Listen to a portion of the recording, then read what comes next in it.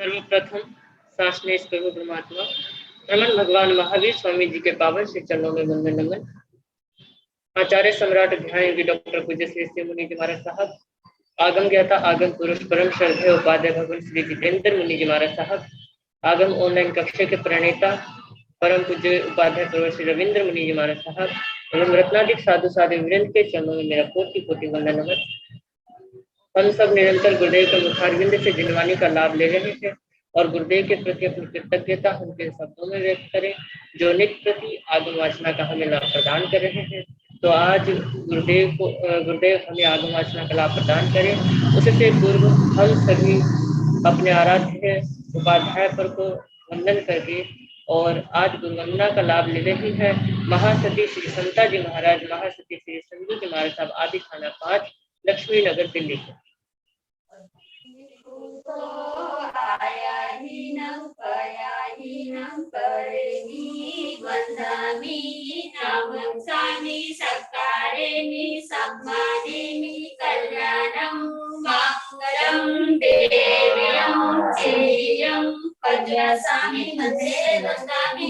Tikuto ayahinam payahinam tarevi vandami namaksami sakareni sammanemi kalyanam mangalam devyam cheyam padvasami mate vandami Tikuto ayahinam payahinam tarevi vandami namam sami sakareni sammaneni kalyanam mangalam devyam cheyam padvasami mate। सुख माता जी आप सबके साथ है।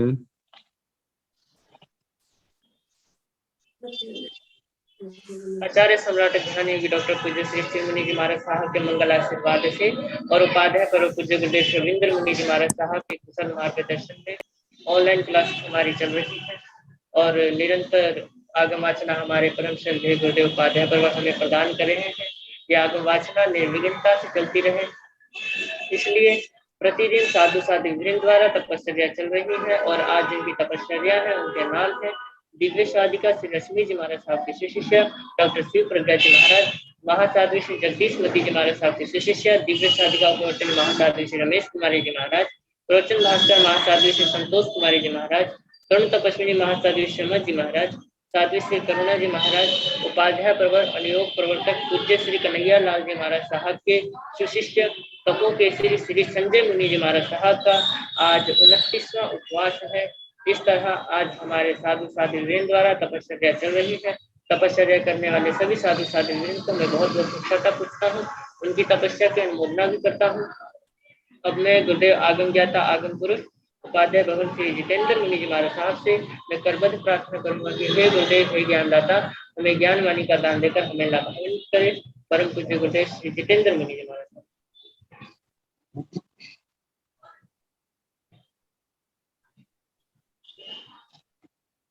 नमो अरिहंताण, नमो सिद्धाण, नमो आयर्याण, नमो ओवध्यायाण, नमो लोय साहोण, ऐसो पंच नमोकारो सब पाव प्रणासनो मंगलानंद सम्मेल से पढ़ मंग हवाई मंगलम। जिन शासन जिन वाणी सदा जयवंत हो, श्रवण सदा अविचल मंगल हो। मुक्ति को प्राप्त श्रमण भगवान महावीर स्वामी, उनकी परम पावन कल्याणी भागवती वाणी वाचक प्रमुख श्री इंद्र भूति गौतम आदि गणधर भगवान युग प्रधानाचार्य परम पूज्य श्री सुधर्मा स्वामी जी महाराज, उनकी परम पावन पाठ परंपरा वर्तमान आचार्य ध्यान योगी परम पूज्य श्री एवं गुरुजन सबके पावन चरण पूजों में मेरा अनंत अनंत बार वंदना नमस्कार। आगम परिषद में विराजमान वरिष्ठ मुनिराज, अन्य मुनिवृंद, परम आदरणीय भगवती स्वरूपा महासाभियों, श्री आचार्य सूत्र की वाचना प्रारंभ है। प्रथम स्कंध का 9वां अध्ययन उपधान सूत्र सुनाया जा रहा है। इस अध्ययन के 4 उद्देश्य, कल दूसरे उद्देश्य का समापन हुआ था। तो तीसरे उद्देश्य में दूसरे उद्देश्य में तो भगवान जिन वस्तुओं में रुके उनका वर्णन किया। अब तीसरे उद्देश्य में उन स्थानों पर भगवान को जो उपसर्ग आए उनका वर्णन और कैसे भगवान ने उन सबको समता से सहन किया उसका वर्णन है। तो इस उद्देश्य की प्रथम गाथा तर्ण फासे सीय फासेय तेव हासेय दंस मसगेय अहि जासाय सया समिये आसाई विरूप रूबाई। तो बताया है सया समिये तीसरे चरण का शब्द, जो सदा समिये समितियों से युक्त रहते थे। 5 समितियों का उपलक्षण से तीनों गुप्तियों का जो सदा ध्यान रखते थे और पालन करते थे, ऐसे श्रमण भगवान महावीर स्वामी विरूप रूबाई आसाई, विरूप रूबाई नाना प्रकार के विविध प्रकार के आसाई स्पर्शों को, स्पर्श अनुकूल प्रतिकूल परिसर उपसर्ग इनको अहि जासाई भगवान सहन करते थे। तो इस गाथा के प्रथम और दूसरे चरण में वे स्पर्श कैसे होते थे पहले बताया है। तर्ण फासे तृण स्पर्श, तृण स्पर्श जो शैया के लिए या बैठने के लिए सूखा घास जो बीजों से रहित है उसको बिछाया, उसका स्पर्श, क्योंकि तपस्या के कारण अनाहार ज्यादा रहने के कारण शरीर में कृशता दुर्बलता आ जाती है। तो उसके कारण से जिस स्पर्श में आत्मा को महसूस होते हैं, तो कहा कि ताण फासे तृण स्पर्श, आगे सीय फासेय शीत स्पर्श, सर्दी का स्पर्श, सर्दी का आना और उसका सहना। आगे तेऊ फासेय दंस मसगेय, तेऊ फासे गर्मी का स्पर्श, सर्दियों में सर्दी और गर्मियों में गर्मी, और यह और दंस मसगेय डांस मच्छर का परिसर। जहां जहां पे अनुमान लगा सकते हैं भगवान के ऊपर बस्तर तो केवल 13 महीने रहा और उसमें भी उन्होंने गर्मी सर्दी से डांस मच्छर से बचने का प्रयोग नहीं किया। उस वस्त्र से सारा शरीर ढका थोड़ी रहता था। और जब जहां पर मच्छरों का प्रकोप है, मच्छर है, तो जब भगवान ध्यान में कायोत्सर्ग में बैठते हैं तो कैसे इस देह के ऊपर मच्छर बैठते होंगे और मच्छरों का प्रकोप कैसा होगा। तो ताकि भगवान ने इन डांस मच्छर के परिसरों को भी बड़ी समता से सहन किया। आप अनुमान लगा सकते हैं कि जब डांस मच्छर नहीं भी हो तो कायोत्सर्ग में ध्यान में बैठना हो तो कैसा लगता है। और जिस समय मच्छरों का डांस मच्छर का प्रकोप है, सारे शरीर में बैठे हैं और कैसे वो शरीर को काट रहे हैं, कैसे वो खून पी रहे हैं। इतनी वेदना होती है, लेकिन इतना कुछ होने पर भी इस शरीर के मोह से ऊपर उठे हुए अपने आत्म ध्यान में अपने आप को केंद्रित किया है और इन परिसरों को समता से सहन रहे हैं, इनसे निरपेक्ष है। तो आगे बताएं कि इस प्रकार नाना प्रकार के स्पर्शों को भगवान ने सहन किया। और भगवान कैसे हैं, इस साधना काल में सदा समितियों से संपन्न है। किसी का अनिष्ट चिंतन बोलना करना बहुत दूर की बात है। कोई भी क्रिया करनी है, अपने शरीर से संबंधित चलना, भिक्षा के लिए जाना, तो वहां पर भी बड़ा समितियों का ध्यान है। तो ऐसे संबर निर्जरा प्रधान जिनकी साधना है, ऐसे भगवान उन सब परिसर उपसर्गों को समता से सहन करते थे।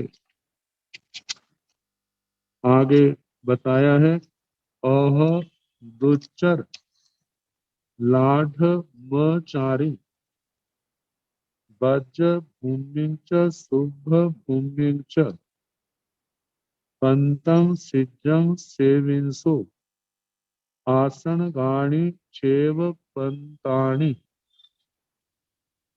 अह इसके बाद भगवान दुच्चर लाढ़मचारी, लाढ़म लाढ़ नामक देश जहां पर संतों का विचरना बड़ा मुश्किल है, मुश्किल होने के कारण उस क्षेत्र को दुश्चर कहा है, जहां पर विहार करना बहुत ही मुश्किल है। आगे आएगा वर्णन, वहां पर के लोग वहां पर कैसे कैसी प्रकृति के और वहां के दूसरे परिसर कैसे आते हैं। तो बताया कि अचारी लाढ़म अचारी दुश्चर लाढ़ प्रदेश में भगवान ने विचरण किया।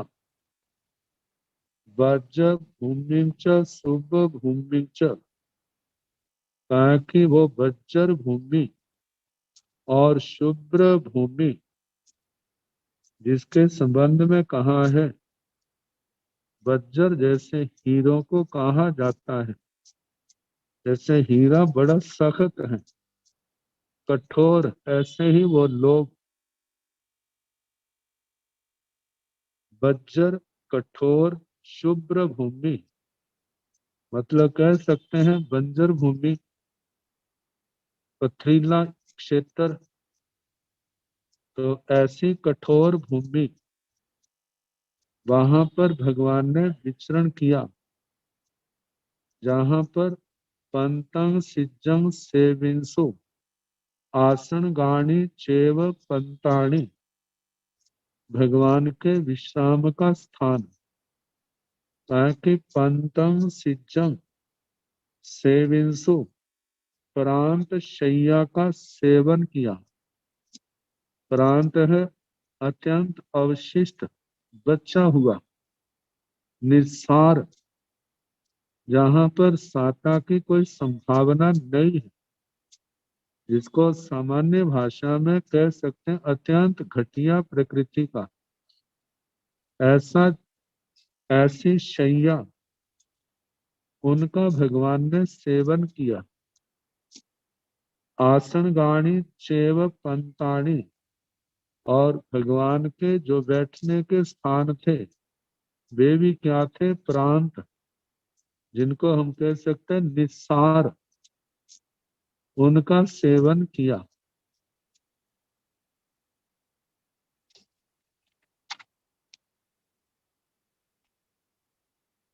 तीसरी गाथा में फरमाया जा रहा है, लाडे ही तस्सुब सद्दा वहवे जान बया लू सिंसु अह लूह देसिये भत्ते कुकुरा तथ हिंग हिंसु निवयंसु। तो इस गाथा में निवयसु ऐसा है तो ई के ऊपर अनुस्वार है, तो अनुस्वार आने पर निवयंसु। तो बताया है लाढ़े ही, ये तृतीय विभक्ति का बहुवचन है। शब्द के अनुसार लाढ़ों से ऐसा अर्थ निकलता है, लेकिन जहां पर ये स्थान प्रधान होने के कारण सप्तमी विभक्ति के बहुवचन की छाया की है। मतलब उन लाड देशों में, उस लाड देश में तस उपसर्गा, भगवान को अनेक प्रकार के उपसर्ग आए। वह में जान भया, बहुत से जानपद उन स्थानों के लोग कठोर प्रकृति के होने के कारण भगवान के प्रति उनका व्यवहार भी कैसा कठोर था। बताया है लूसिंसु, लूसिंसु का लूस धातु काटने अर्थ में आती है। तो इसका अतीत काल में, भूतकाल में प्रयोग किया है। लूसिंसु, उन लोगों ने भगवान को काटा। तो व्याख्याकार तो कहते हैं दांत आदि से। यदि हम लक्षणा से इसका अर्थ करें तो कह सकते हैं उन लोगों की जबान, उन लोगों की भाषा अत्यंत रुखी थी, तीक्ष्ण थी। तीखे रुखे कड़वे वचन होने के कारण से कहा जाता है, व्यवहार में देखते ऐसे बोलता है जैसे कुत्ता काटता हो। तो कहा कि उन लोगों के भगवान के प्रति व्यवहार में भाषा का प्रयोग अत्यंत रूक्ष, तीखा, कड़वा होने के कारण से कहा कि वो भगवान को काटते हैं। आगे बताया अह लूह देशीय भत्ते कुकुरा तथ हिंग हिंसु निवाइंसु। अह, इसके बाद लूह देशीय, रूक्ष देश, भत्ते भत्त। भत्त का मतलब भोजन पानी। कैसा था? अत्यंत रूक्ष। भिक्षा में जो भोजन मिलता था रूखा, रूखा सूखा। और उसके बाद कुकुरा तथ हिंसु निवाइंसु, कुकरा कुत्ते। तथ उन देशों में, मतलब के हिंग हिंसु भगवान को काटते थे। तो कहा कि निवाइंसु, कितनी बार लोगों के द्वारा भगवान को काटने के लिए कुत्ते छोड़ भी दिए जाते थे, लेकिन भगवान कोई प्रतिकार नहीं करते थे। कहा कि उस अनारे देश में भगवान का विचरना कितना मुश्किल था, क्योंकि भगवान के ऊपर जो भी उपसर्ग परिचय आया उन्होंने उसका प्रतिकार नहीं किया, उससे बचने का भी प्रयास नहीं किया, जो जैसा है उसको स्वीकार किया और शांति से समता से सहन किया, और ऐसा कठोर रूखा तीखा व्यवहार करने वालों के प्रति किसी प्रकार की शिकायत भी नहीं कि आप ये क्या कर रहे, आपको ऐसा नहीं करना चाहिए, किसी के प्रति ऐसे शब्दों का प्रयोग नहीं किया, सब कुछ समता से सहन किया। आगे बताया है, अपे जने निवारे लूसनाए सुनाए दस माणे,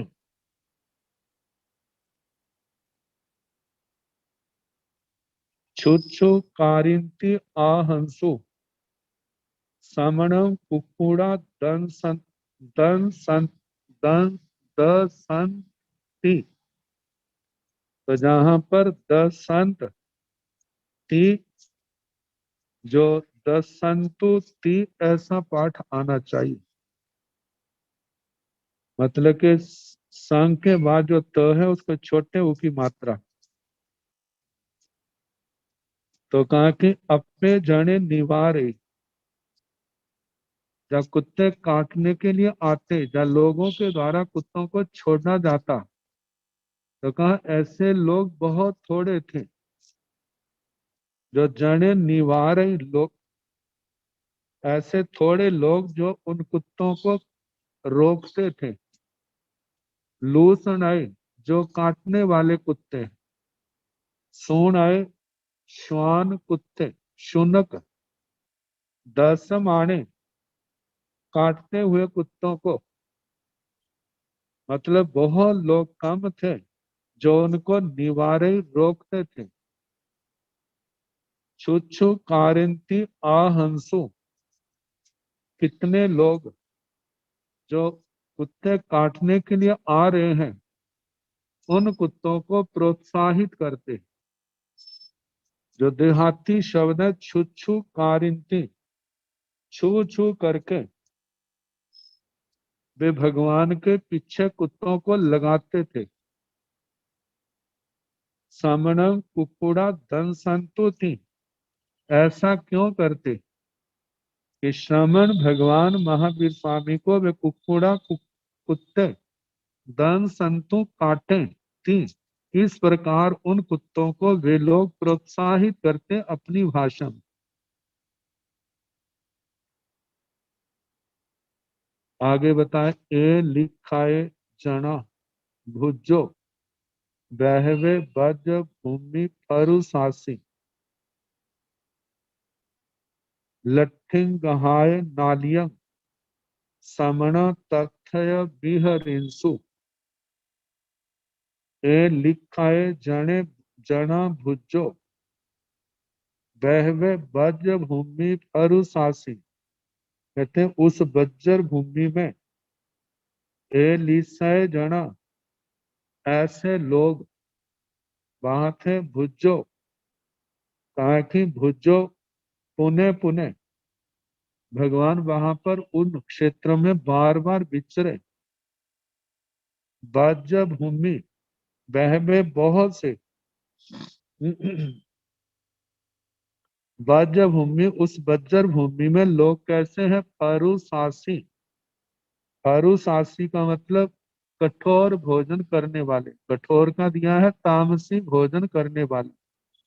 तामसिक भोजन करने के कारण उनके स्वभाव में क्रूरता कठोरता भी है।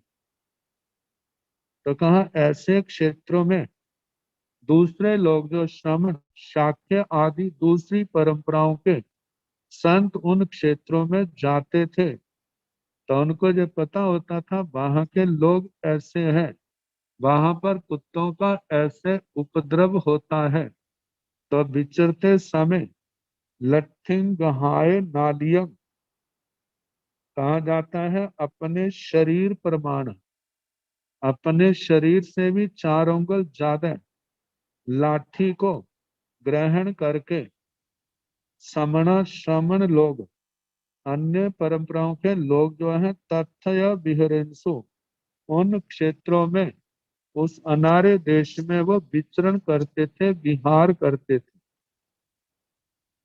तो कहा है कि लाठी आदि ग्रहण करके विचरते थे, लेकिन फिर भी वहां पर कुत्ते आदि अपना काम कर जाते थे काटने का।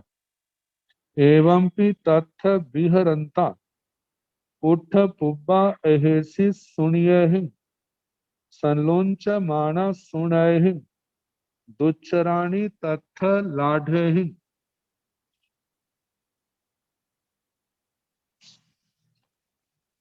एवं कि इस प्रकार भी, मतलब लाठी आदि अपनी रक्षा के लिए है, फिर भी तथ विहरंता वहां पर विहार करने वाले, विचरने वाले जो श्रमण आदि हैं, उठ पुब्बा अहेसी सुनिए ही, उन कुत्तों के द्वारा, मतलब कई बार उनको काट लिया जाता।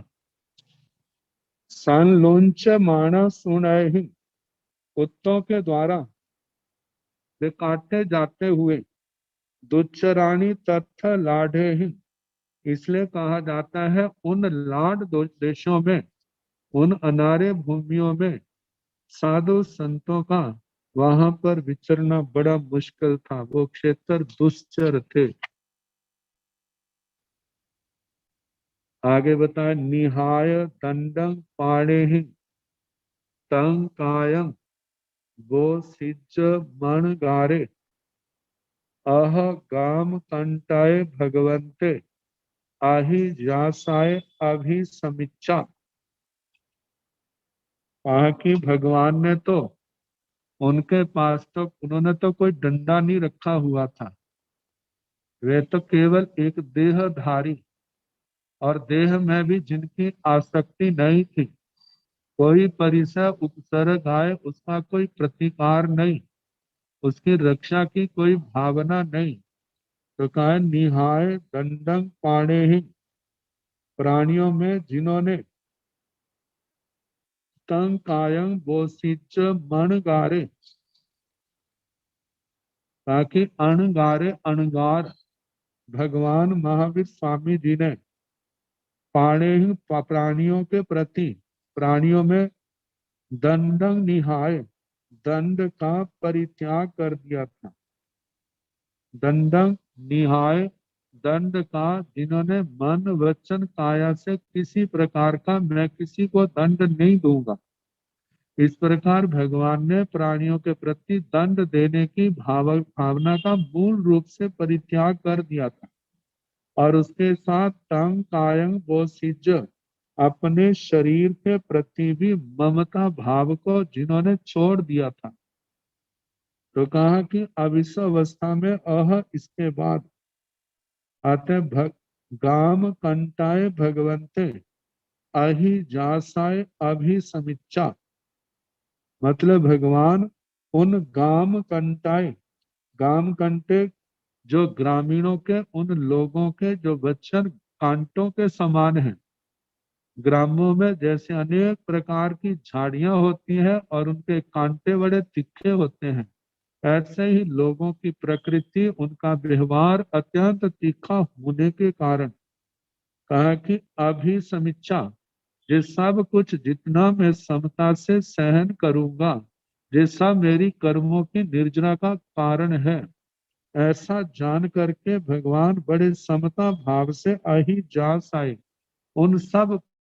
तो भगवान ग्रामानुग्राम विहार करते थे, तो बिहार में कितनी बार ऐसी परिस्थितियां भी आती थी, जब एक गांव से दूसरा गांव बहुत दूर आता, तो वहां पर पहुंचा नहीं जाता, तो रास्ते में ही भगवान कहीं छायादार वृक्ष का स्थान देख करके वहां पर रुक जाते थे। तो बताया है, नागो संगाम सी सेवा, जैसे नाग, नाग का मतलब हाथी, संग्राम सी सेवा, संग्राम के अग्र भाग में शत्रुओं के द्वारा किए गए नाना प्रकार के शस्त्रों के प्रहारों को सहता हुआ वो आगे से आगे बढ़ता जाता।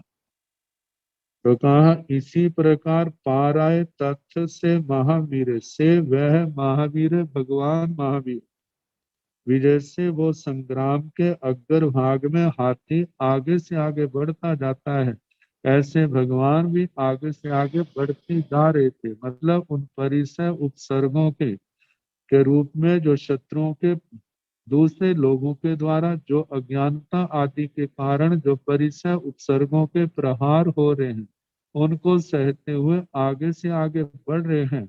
अरे मैं जहां पर कैसे आया मैं पीछे हट जाता हूँ, ऐसी बात का सोचना ही तो एक प्रकार से भगवान के जीवन में असंभव है। मतलब वो आगे से आगे बढ़ते जा रहे हैं, उन परिसर उपसर्गों को अपने कर्मों का फल समझ करके बड़े समता भाव शांति भाव से सहते जा रहे हैं। तो कहा एवं भी तथ लाड है, इस प्रकार तथ वहां पर लाड ही लाड देशों में अलग पुब्बो एगया गामो, एगया एकदा एक बार भगवान को ग्राम प्राप्त नहीं हुआ, अलध पुब्बो मतलब कि ग्राम में प्रवेश नहीं मिला, मतलब पर ग्राम तक पहुंचे नहीं। जब नहीं पहुंचे तो रास्ते में ही निर्दोष स्थान देख करके किसी वृक्ष के नीचे वहां पर अपने ध्यानस्थ हो गए, ध्यान में स्थित हो गए।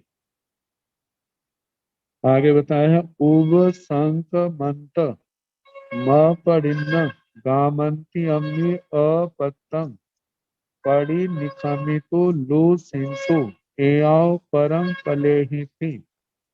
ताकि जब अब लाड देश में अनारे लोगों के द्वारा भगवान को कैसे परिचय दिए उसका वर्णन किया जा रहा है कि जब विहार करते लाड देश में किसी ग्राम में प्रवेश करना था तो उससे पूर्व ही ओव संकमंतम मतलब उस गांव के पास आते हुए अपरिणम जो अप्रतिज्ञ है, प्रतिज्ञा से रहित, जिनकी प्रतिज्ञा मतलब कर्मों को काटने के लिए तो है, लेकिन ऐसी कोई प्रतिज्ञा नहीं है जो कर्म बंध का कारण बने।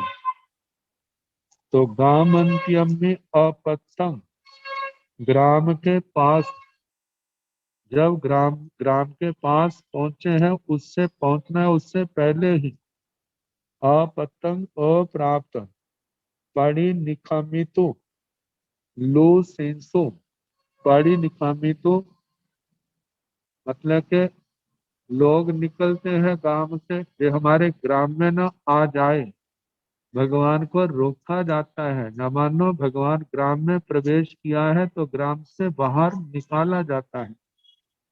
तो कहाँ पढ़ी निकमी तो निकल करके लो सेंसु, वो अनारे लोग लो सेंसु, उन लोगों ने भगवान को कहा जाता है मारा काटा तिखे रुखे शब्दों का प्रयोग किया। कहा एओ परम पले ही थी, इस स्थान से आप दूर चले जाओ, इस गांव में आपने प्रवेश नहीं करना। इतनी बार वर्तमान काल में भी ऐसे दिगंबर मुनि है जाते हैं तो वहां पर कितनी बार जहां पर अपने लोग नहीं होते उनके साथ जैसे उनको वर्तमान में भी ऐसे व्यवहार देखा जाता है, तो उस समय भगवान के साथ भी ऐसा ही व्यवहार होता था उन लोगों के द्वारा। लेकिन भगवान उन सब को समता से सहते थे, सहन करते थे। तो आगे बताए आए कुब्बो तथ दंडेन अदुवा मुठ्ठीण अदु कुंत फलेन अदु लेलुण कबालेन हंता हंता बहवे कंदिंसु।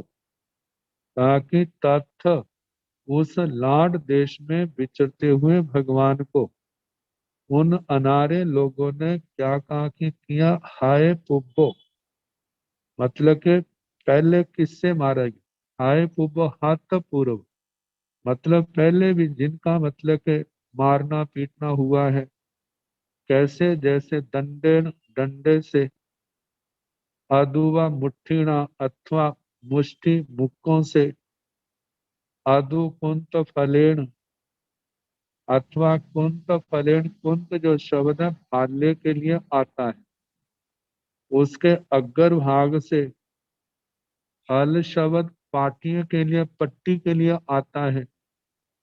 तो कहा उसके द्वारा अदु अथवा लेलुना, लेलुना मिट्टी का ढेला भी होता है, पत्थर भी होता है, इनसे कवालेण, कपाल, कपाल जो है फूटा हुआ घड़ा, उसके ठीकरे, उनसे हंता हंता, हंता हंता बहवे कंदिंसु, मतलब के इनसे भगवान पर प्रहार करते और उन्हें मारते मारते बहुत से लोग कंदिंसु कोलाहल करते और कहते लोगों देखो, देखो ये कौन है, कैसा व्यक्ति है।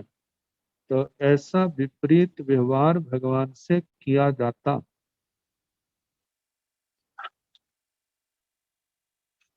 आगे बताया है मनसाणी छिन्न पुब्बाणी ओठंबिया एगिया कायम परिसहाई नुन चिंसु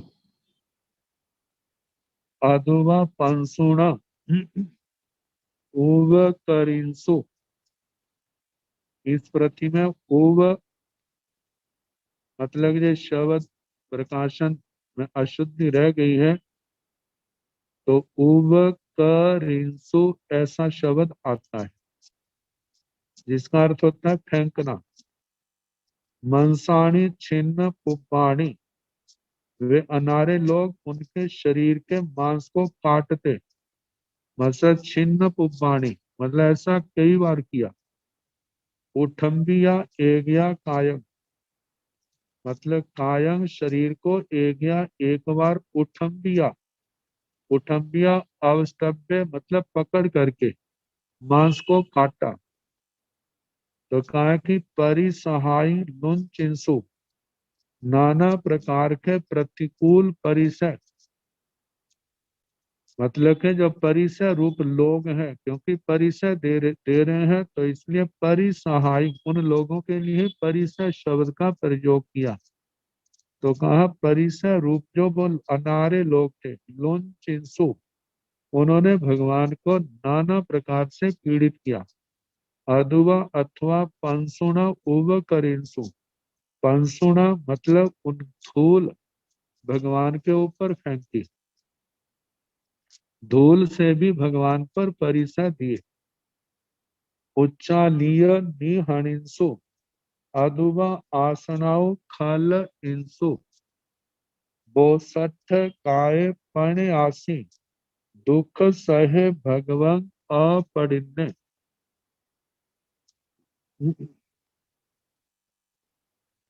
उच्चालीय निहणिंसु कहा जाता है उच्चालीय, एक बार उच्चालीय भगवान को, भगवान के शरीर को ऊपर उठाया और निहणिंसु फिर उनको जमीन के ऊपर गिर दिया।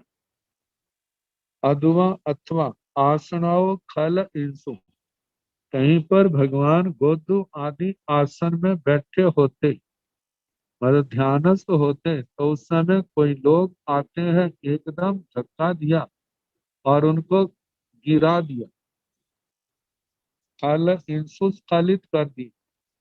वो सठ काय पण आसी, लेकिन भगवान जिन्होंने अपने शरीर के प्रति सब प्रकार का ममत्व छोड़ा हुआ था, आसक्ति छोड़ दी थी, तो कहा कि ऐसे परिसहों को सहन करने में भगवान अत्यंत सावधान थे।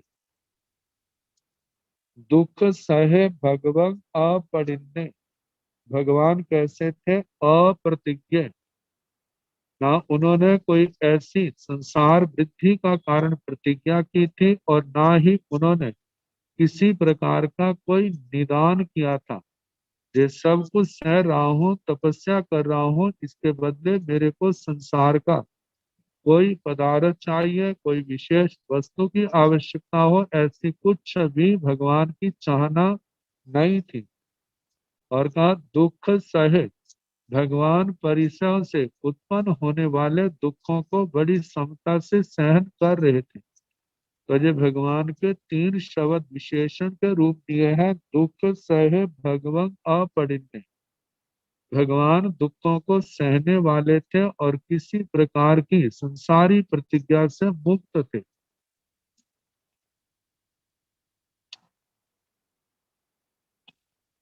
सूरो संगाम सीतेवा संबुड़े तत्थ से महावीरे पड़ी सेव माणे परुसाई अचले भगवं री इत्था। सूरो शूर, जैसे शूरवीर संग्राम सीसे, संग्राम के अग्र भाग में, संबुड़े कवच आदि से जिसने अपने शरीर को आवृत किया हुआ है। कहा जैसे वह शूरवीर संग्राम के अग्र भाग में जाता है, शत्रुओं पर प्रहार करता है और विजय प्राप्त करता है, ताकि इसी प्रकार संबुड़े तत्व से महावीरे, महावीर भगवान महावीर स्वामी भी उसी प्रकार इन कर्मों के साथ जो संग्राम हो रहा है और उसमें परिसय उपसर्ग भगवान को मानव मोक्ष मार्ग पर आगे बढ़ते हुए को रोक रहे, निर्वाण की ओर, सिद्ध गति की ओर भगवान बढ़ रहे हैं, केवल ज्ञान केवल दर्शन की ओर बढ़ रहे हैं। भगवान के अंदर विषमता पैदा हो, राग द्वेष जागृत हो, विकृतियां जागृत हो, जो अपने मार्ग से पीछे हट जाए, तो परिसय उपसर्गों के द्वारा तो ऐसा किया जा रहा है। तो कहा है जैसे शूरवीर योद्धा संग्राम में जिसने अपने शरीर को कवच से आवृत किया है और शस्त्रों से प्रहार करता हुआ आगे बढ़ रहा है, इसी प्रकार भगवान भी क्या है, इस आध्यात्मिक संग्राम में आगे बढ़ रहे। पड़ी सेव माणे परुसाई, उन कठोर परिसहों को सहन करते हुए, उनका सामना करते हुए, परुसाई परुष कठोर परिसहों को सहते हुए, अचले अचल मतलब अपने मार्ग में किसी प्रकार का चलायपना नहीं है, मतलब कि किसी प्रकार की अस्थिरता नहीं है। ऐसे भगवं री इच्छा, भगवान अपने मोक्ष मार्ग में पराक्रम करते हुए मतलब आगे बढ़ते और मेरु पर्वत के समान स्थिर चित्त होकर के भगवान विचरते थे। तो ऐसे भगवान ने उस लाड देश में आने वाले समस्त परिसर उपसर्गों को समता से सहन किया। इस उद्देश्य की अंतिम गाथा एस भी अणुकंतो महानेण मई मया बहुसो अपरिण्येण भगवया एवं रियंति तिवेमि। महानेण मई मया मति मता, मतलब के मति ज्ञान आदि ज्ञानों से संपन्न बुद्धिमान, महान पूर्ण अहिंसा का पालन करने वाले, बहुसो अपरिण्येण मतलब जो संसार को बढ़ाने वाली किसी भी प्रतिज्ञा से मुक्त है, ऐसे भगवान के द्वारा एस विहि जय विधि, जे संयम, जे तप, परिसय उपसर्गों को समता से सहना, इस सबको अनुकंतो भगवान ने इसका आचरण किया और इसका आने वाले समय में बाद में उपदेश भी दिया। तो कहा एवं विहरंती, एवं इस प्रकार रियंती मतलब दूसरे साधक भी इसी प्रकार आचरण करते हैं। वे भी आचार्य श्री सुधर्मा स्वामी जी महाराज फरमाते हैं, इस उद्देश्य का जैसा अर्थ मैंने भगवान से सुना वह आपको सुनाया। इस प्रकार तीसरा उद्देश्य समाप्त हुआ। अब इस 9वें अध्ययन का चौथा उद्देश्य, जिसमें भगवान के द्वारा की गई तपस्या का संक्षिप्त वर्णन है। तो इस उद्देश्य के संबंध में आचार्य भगवान फरमाते हैं, तीसरे उद्देश्य में भगवान महावीर के परिसहों का वर्णन किया गया है। और प्रस्तुत उपदेशक में उनके चिकित्सा त्याग का वर्णन किया है। भगवान महावीर ने बीमारी के कारण के समय कभी भी चिकित्सा नहीं की। उन्होंने शारीरिक एवं आत्मिक दोनों व्याधियों को दूर करने के लिए तप का आचरण किया। तप सारे विकारों को नष्ट कर देता है, जैसे साबुन बस्तर के मैल को दूर हटाकर उसे स्वच्छ करता है। उसी तरह तप से शरीर एवं मन शुद्ध हो जाता है। आचार्य माने फरमाते हैं, महात्मा गांधी ने उपवास के द्वारा मतलब कितने रोगों की चिकित्सा की थी। शरीर विज्ञान वेता भी कई रोगों को दूर करने के लिए उपवास का सहारा लेते हैं। तो कहा कि भारतीय संस्कृति में आत्म शुद्धि या शरीर शुद्धि के लिए तप को महत्वपूर्ण स्थान दिया है। इससे बाह्य एवं आभ्यंतर विकार नष्ट हो जाते और आत्मा शुद्ध बन जाती है। आगम में बताया है कि ज्ञान से आत्मा पदार्थ के यथार्थ स्वरूप को जानता है, दर्शन से उस पर श्रद्धा करता है, चारित्र से अभिनव कर्म के आगमन को रोकता है और तप से आत्मा पूर्व कर्मों को क्षय करके शुद्ध बनता है। जैसे उत्तराध्ययन सूत्र के 28वें अध्ययन में 35वीं गाथा है, नाणेन जानाई भावे दंसणेन सदहे चरितेण निगिण हाई तवेण परिसुजाई। ज्ञान से भावों को जानता है, दर्शन से श्रद्धा करता है, चारित्र से आने वाले कर्मों को रोकता है और तप से पूर्व में बंधे हुए कर्मों को काट देता है, उनकी निर्जरा कर देता है। तो कहा कि आत्म विकास के लिए तप अत्यंत आवश्यक है। इसी कारण भगवान महावीर ने साधना काल में कठोर तप साधना की। उसी का वर्णन इस उपदेशक में।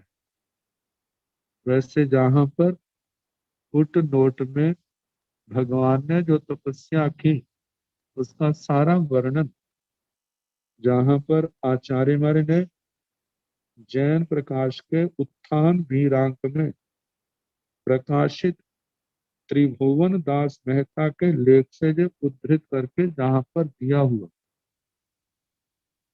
तो तप का भगवान ने कैसा तप किया अब उसका वर्णन है। तो ये गाथाएं जो है कल से जैसे समय होगा उसके अनुसार चलाने का प्रयास किया जाएगा। आज जो पत्तर आया है उस पे सागर मुनि जी का पत्तर आया है। इन्होंने वंदना नमस्कार सुख साता के पश्चात अपनी जिज्ञासाएं प्रकट की,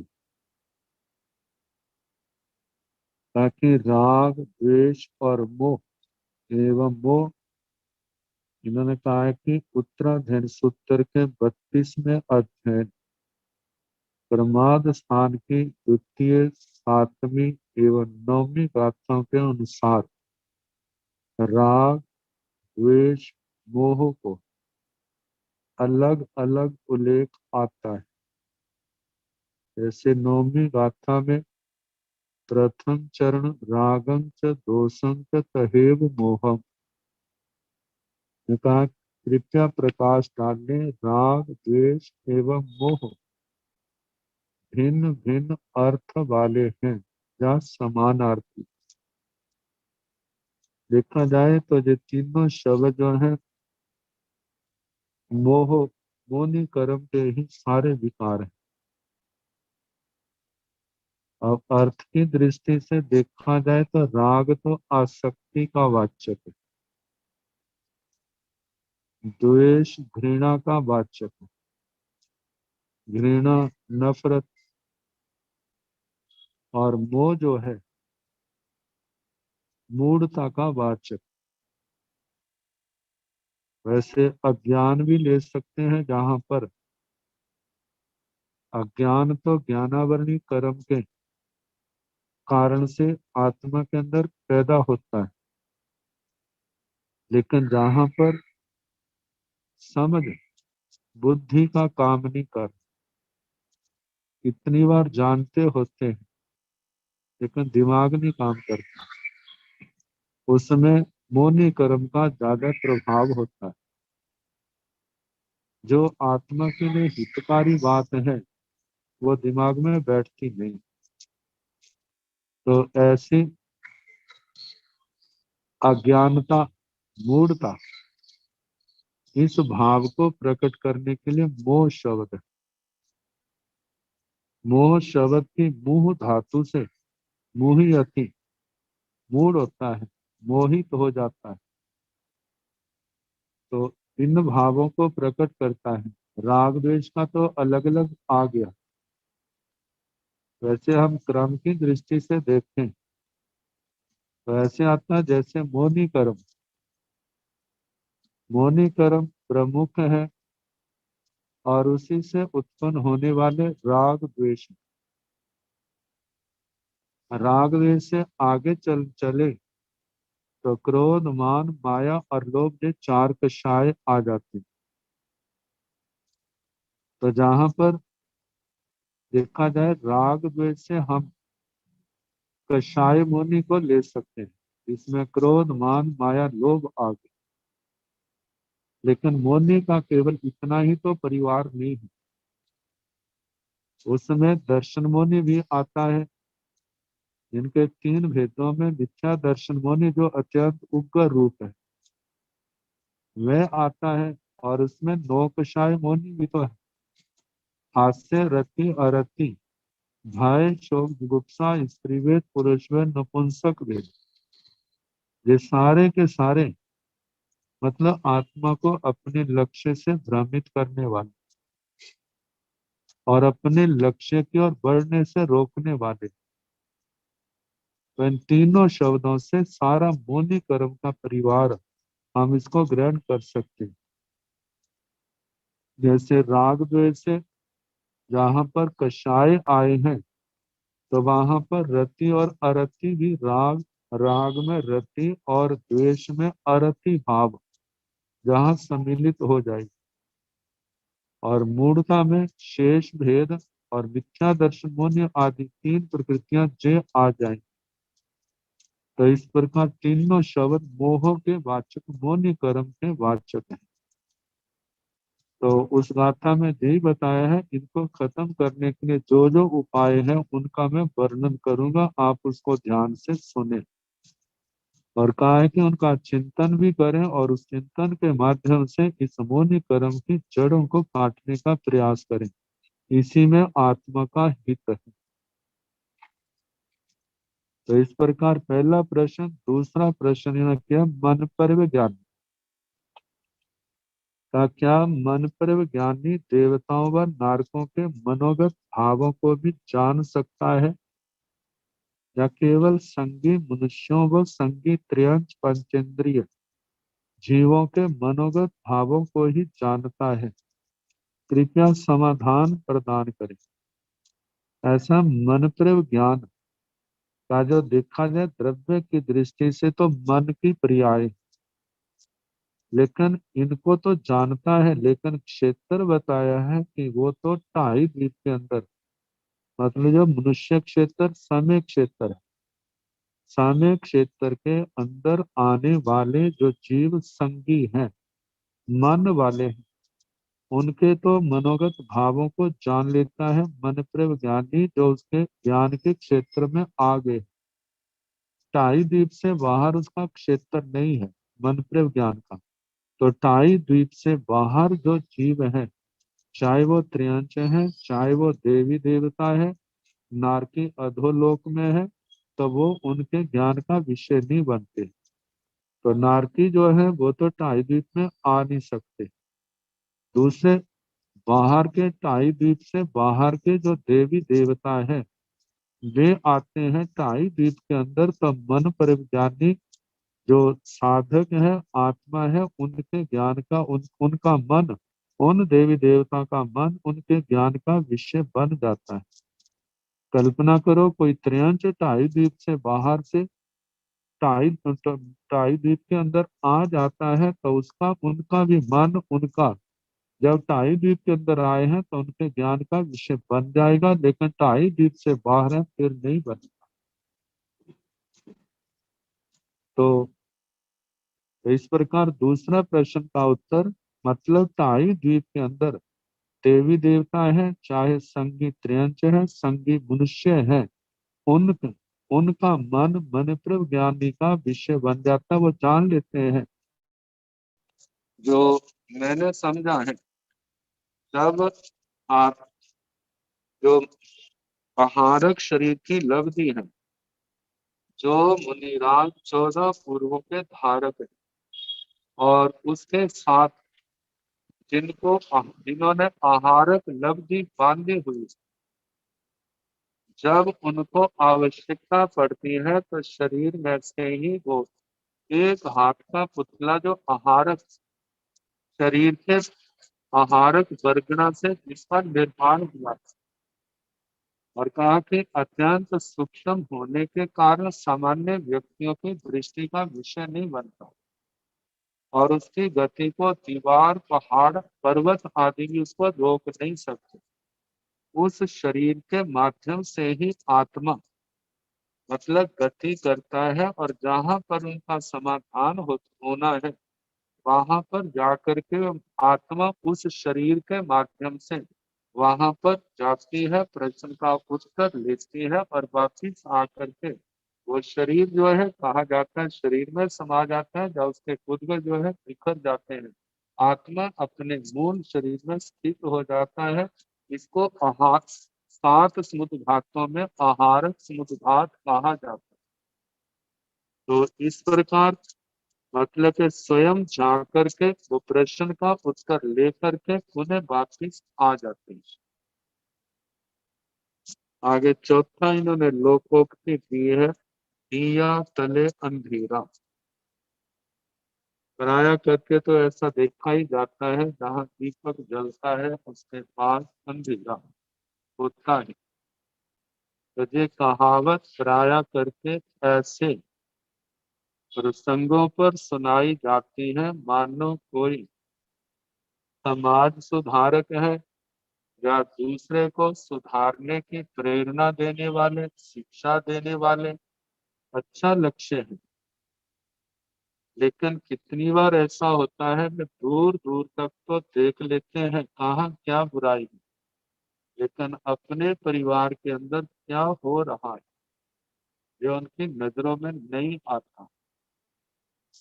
जो ऐसा है पास रहने वाला इतनी कुशलता से ऐसे गलत काम कर जाता है, वो उनकी नजरों में तो नहीं आता, लेकिन दूसरे जो है सूक्ष्म दृष्टि से देखने वाले वो देख लेते हैं। जब वो देख लेते हैं तो ऐसे प्रसंग में देखो, जैसे दीवा दूर दूर तो प्रकाश कर रहा है लेकिन अपने पास अंधेरा है उसके, ऐसे ही इनके पास ही ये दूर दूर पते के लिए उपकार के काम कर रहे हैं, लेकिन इनके पास जो है वहाँ कैसे गलत काम होते हैं इसको देख करके हैरानी होती है। तो ऐसे प्रसंग को लेकर के ही ये कहावत चली है, दीवा पहले अंधेरा। तो इस प्रकार एक श्लोक हम भक्ताम्र का कर लें, कल्याण मंदिर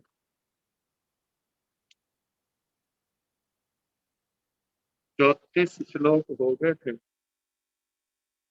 तो आगे जो आने वाले 8 श्लोक हैं, कहा जाता है इसमें स्तुतिकार अपने संबंध में अपनी बातें भगवान को साक्षात, मतलब कि भगवान मेरे सामने है तो अपने भाव प्रकट करते हैं।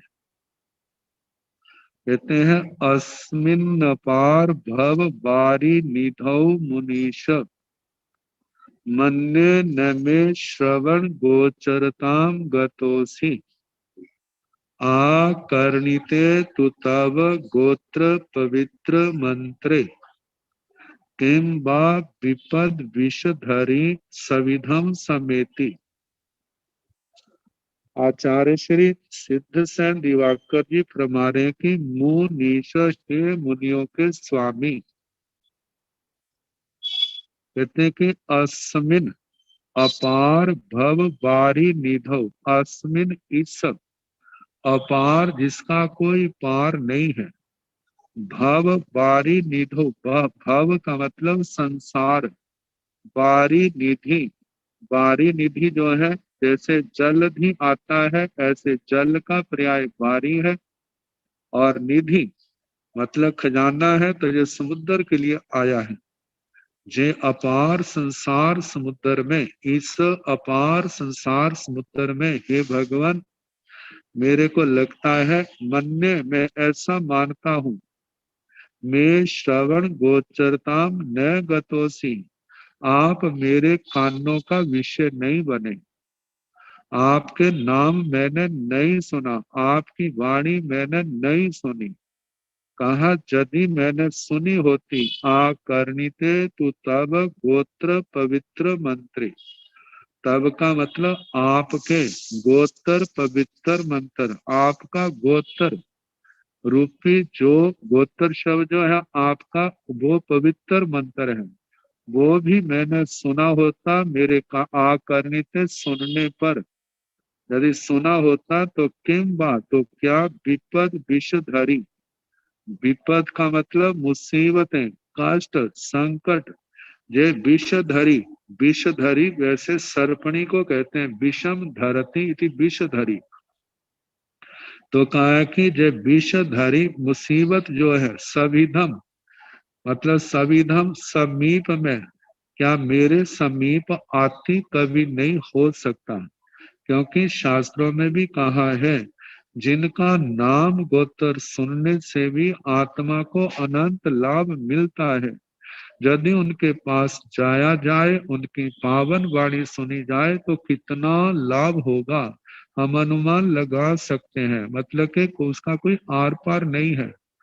तो स्तुतिकार कह रहे कि भगवान इन बातों को, अपने संकटों को दुखों को देख करके ऐसा लगता है मैंने आपका नाम सुना नहीं, यदि सुना होता तो ऐसी मुसीबतें दुख तकलीफें मेरे जीवन में ना आती। तो इस प्रकार स्तुतिकार ने अपने मन के भाव रखे हैं। अब इसके आगे और जो है 36वां श्लोक फिर जैसे समय होगा सुनाने का प्रयास करें।